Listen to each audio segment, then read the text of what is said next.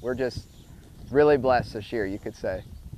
At the Baker family farms just east of Atlanta, a cow named Lucky Me proved to be lucky. This 11-year-old gave birth to 3 heifer cows on Monday. Well, we looked it up as soon as it happened because we were quite surprised. It happened in about 45 minutes. Lucky Me not only had triplets, but all are female and all were born alive. That's a 1 in 8 million chance, according to Holstein World. So it was pretty rare deal. And what are the odds of just having triplets? 1 in 105,000.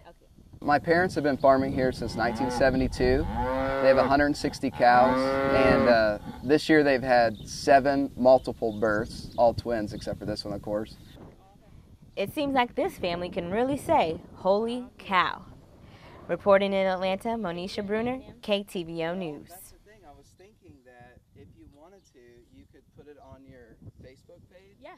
And then say, come on and like a contest.